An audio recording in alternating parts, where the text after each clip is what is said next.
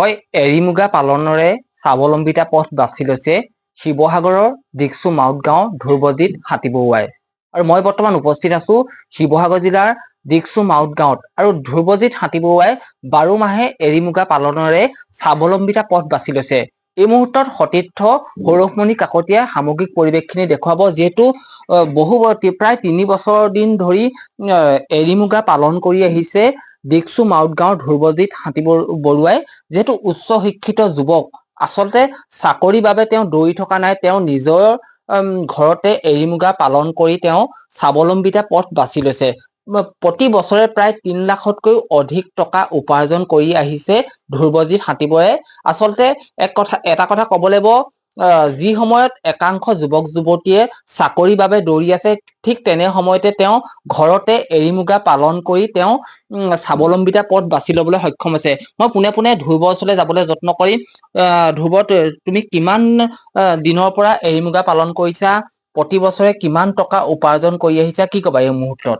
হয়, নমস্কাৰ। মই 2022 বৰ্ষৰ পৰা এৰী মুগা পালনৰ লগত জড়িত হৈ আছো। আৰু প্ৰথম অৱস্থাত ভবা নাছিলোঁ, যেতিয়া আৰম্ভ কৰিছিলোঁ ক্ষুদ্ৰকৈ।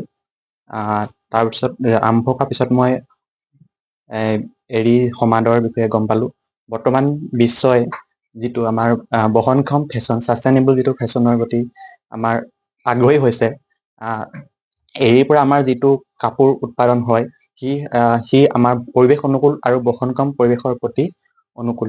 আৰু সেয়েহে মই আমাৰ যি গ্ৰাম্য সমাজৰ মাজত এৰী পলু পালন আজিকালি হেৰাই গৈছে। আমাৰ অসমত সাধাৰণতে 3বিধ পলু পালন কৰা হয়: এৰী, মুগা আৰু মালবেৰী। আৰু এৰীয়ে হৈছে একমাত্ৰ আমাৰ পলু যি আমাৰ গৰম ঠাণ্ডা উভয় দিনতে পালন কৰিব পাৰি। আৰু এৰী পালনত কেৱল এৰী সূতাই উৎপাদন নহয়, ইয়াত আমাৰ কেইবাটাও বাই প্ৰডাক্ট উৎপন্ন হয়। প্ৰথমতে আমাৰ সূতা উৎপাদন হয়, দ্বিতীয়তে ইয়াৰ লেটা উৎপাদন হয়, যিটো আমাৰ পৰম্পৰাগত জনগোষ্ঠীৰ এক সুস্বাদু খাদ্য আৰু প্ৰটিনৰ উৎস। আৰু তৃতীয়তে ইয়াৰ পৰা যি সিহঁতৰ লাট যিটো উৎপাদন হয়, সি এক জৈৱিক সাৰ। যিহেতু বৰ্তমান সময়ত ৰাসায়নিক সাৰৰ ব্যৱহাৰৰ প্ৰাদুৰ্ভাৱ বৃদ্ধি পাইছে, গতিকে আমাৰ জৈৱিক সাৰৰ প্ৰয়োজনীয়তা আহি আছে। আৰু যদি আমাৰ কৃষকসকলে এৰী মুগা পালনৰ প্ৰতি আগ্ৰহী হয়, তেনেহ'লে আমাৰ এই 3টা ক্ষেত্ৰত আমাক স্বাৱলম্বিতাৰ ক্ষেত্ৰত আমাক বাট দেখাব। প্ৰথম হৈছে আমাৰ বস্ত্ৰ উদ্যোগত, দ্বিতীয়তে হৈছে আমাৰ যিটো খাদ্য উৎস, এক প্ৰটিনযুক্ত খাদ্য উৎস, তৃতীয়তে হৈছে জৈৱিক সাৰ উৎপাদনৰ ক্ষেত্ৰত।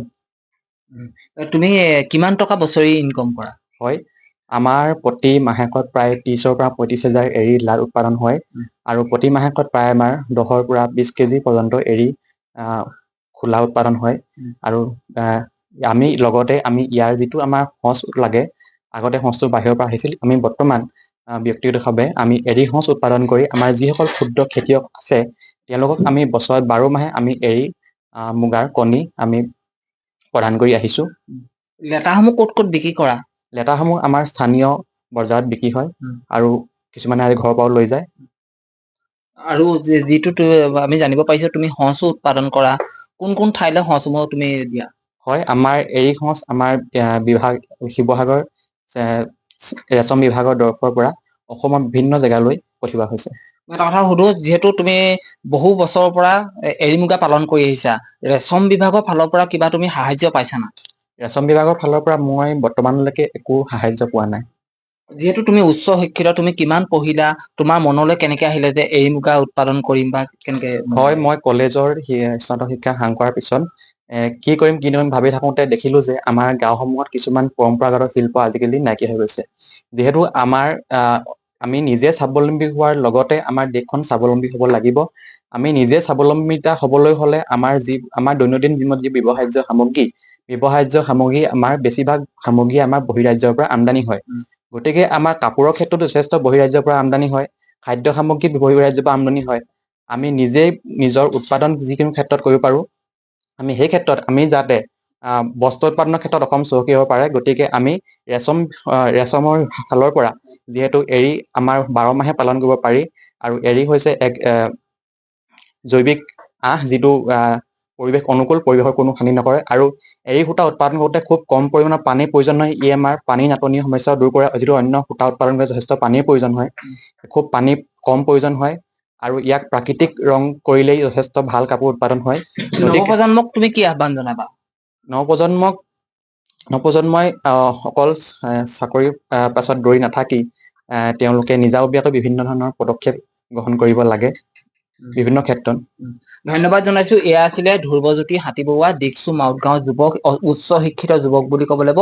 যিহেতু ধ্ৰুৱজ্যোতি হাতীবৰুৱাই নিজৰ ঘৰতে পালন কৰিছে এৰী মুগা, আৰু এৰী মুগা যিসমূহ সঁচ আৰু সঁচসমূহ তেওঁ কৈছে, যিহেতু তেওঁ অসমৰ বিভিন্ন স্থানলৈ দিয়ে বুলি কৈছে। আৰু এক প্ৰশংসনীয় পদক্ষেপ শিৱসাগৰৰ দিকচু মাউৎগাঁৱৰ ধ্ৰুৱজ্যোতি হাতীবৰুৱা। তেওঁ পিছে চাকৰি পাছত দৌৰি নাথাকি তেওঁ নিজৰ ঘৰতে এৰী মুগা পালনে স্বাৱলম্বিতা পথ বাছি লৈছে। আৰু এটা কথা ক'ব লাগিব, ৰেচম বিভাগে যেনেধৰণে ধ্ৰুৱজ্যোতি হাতীবৰুৱাৰ দৰে যুৱকক যিহেতু এৰী মুগা পালনৰ ক্ষেত্ৰত যেনেধৰণে সহায় কৰিব লাগিছে, কিন্তু এতিয়াৰে কিন্তু এটা ব্যাগুম বিভাগ আছে, ৰেচম বিভাগ, আৰু এই বিভাগটোৱে কিন্তু আজিলৈকে কোনো ধৰণৰ ব্যৱস্থা গ্ৰহণ কৰা নাই। যদিহে আমাৰ বাতৰি চাইছে, ND24 যদি এই প্ৰতিবেদন চাই আছে, ৰেচম বিভাগৰ বিষয়ে পৰৱৰ্তী সময়ত ধ্ৰুৱজ্যোতি হাতীবৰুৱাক এৰী মুগা পালনৰ ক্ষেত্ৰত কেনেধৰণৰ ব্যৱস্থা গ্ৰহণ কৰিব, সেয়া সময়তহে লক্ষণীয় হ'ব।